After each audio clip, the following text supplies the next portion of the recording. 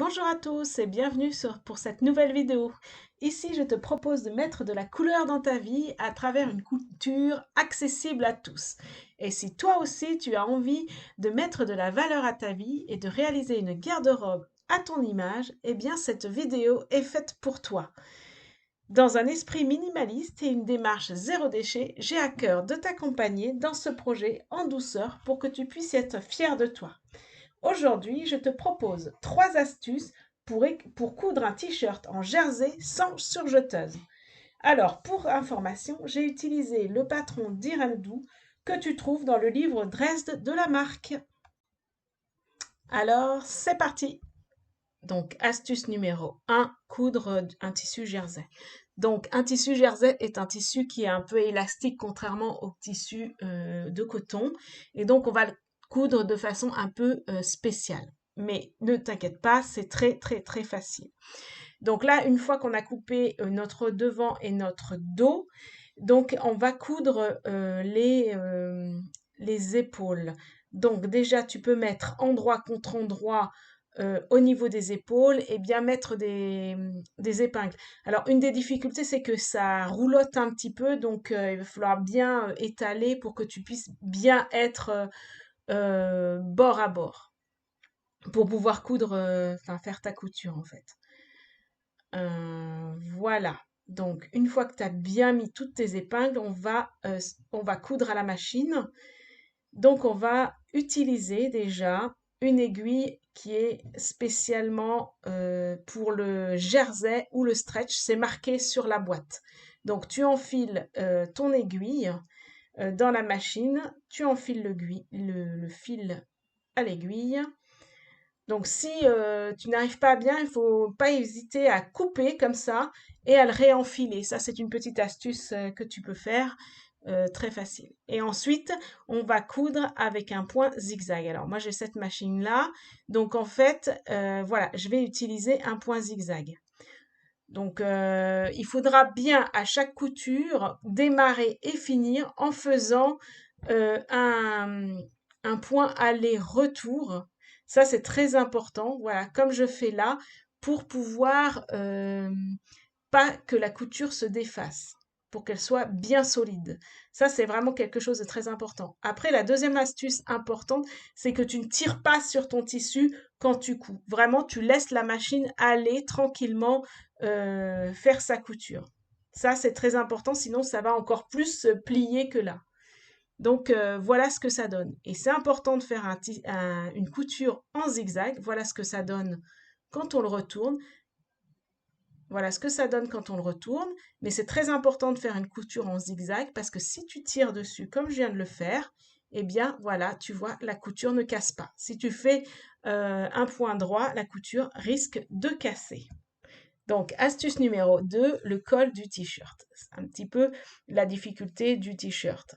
Donc, là, nous avons un col et logiquement, tu devrais avoir coupé une bande comme ça. Donc, la première étape va être de rassembler cette bande comme ça, de telle sorte à avoir un cercle en fait. Voilà. Et donc, du coup, là, tu mets 2 épingles et tu fais une couture exactement là où je te montre. Donc, voilà, ma couture est faite. Je retire les épingles et donc du coup le milieu, enfin là où il y a la couture, je vais le mettre endroit contre endroit, toujours, ça c'est très important, endroit contre endroit au milieu de, du, du dos de mon t-shirt. Et sur toute l'encolure du dos, je vais bien mettre bord à bord la bande de tissu. Voilà, comme ceci, et ce jusqu'à l'encolure, pardon, jusqu'à l'emmanchure, enfin jusqu'aux épaules en fait. Un côté, de l'autre côté, comme ceci. Voilà. Ensuite, il va falloir mettre l'autre partie de l'encolure sur l'autre partie du col, la partie devant. Donc là, comme tu remarques, c'est que ça, les périmètres ne sont pas égaux. Donc il va falloir tirer un petit peu. Et donc du coup, l'idéal, c'est que tu mettes une épingle au milieu du col de devant et une épingle au milieu de la bande d'encolure. Donc pour moi, elle fait 42 cm, du coup je vais mettre une épingle à 21 cm. Je rapproche les deux épingles, donc voilà, 21 cm. Voilà, je rapproche les deux épingles comme ceci, et ensuite je mets du bord à bord l'encolure et la bande d'encolure, comme ceci. Et là, il ne faut pas hésiter à tirer. Voilà. Ça, c'est très important parce que si la bande d'encolure était égale au périmètre du col, eh bien, tu aurais un col qui gondolerait, ce qui n'est pas le résultat escompté. Donc, du coup, c'est important que sur la partie devant, tu tires bien ton encolure. Enfin, voilà, comme ceci. Voilà. Et même à la couture, quand tu vas coudre, tu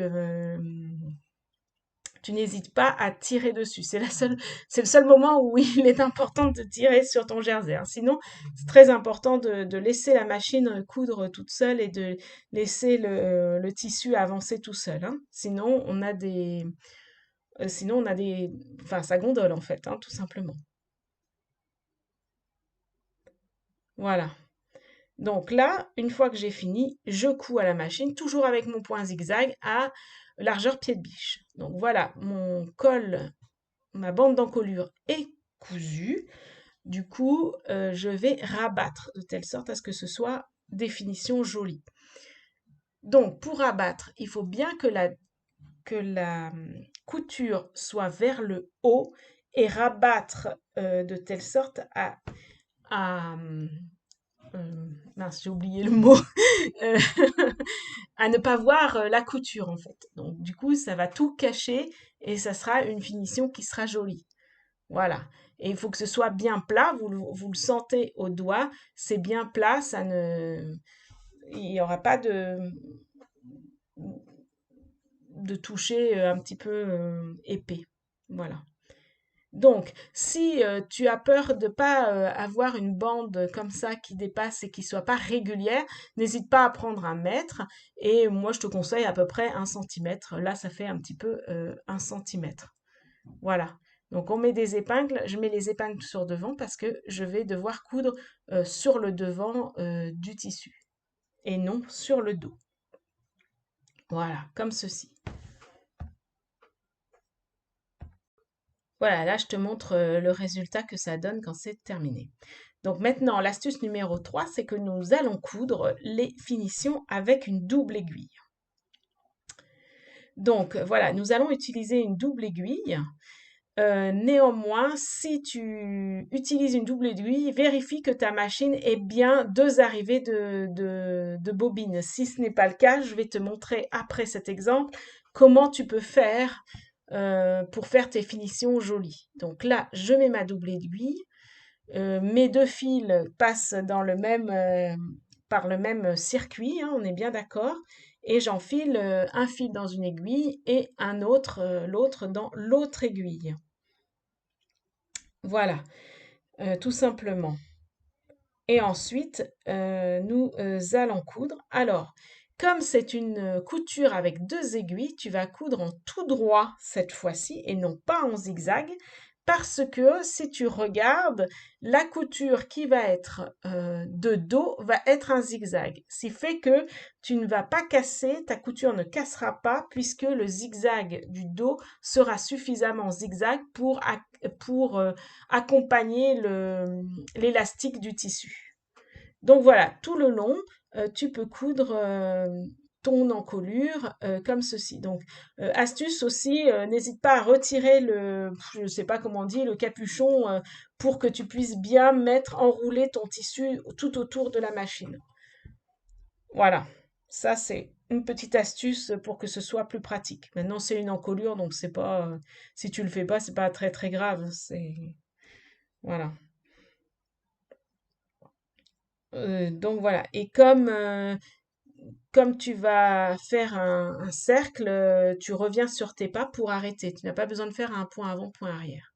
Voilà, et il faudra bien, voilà, vous voyez?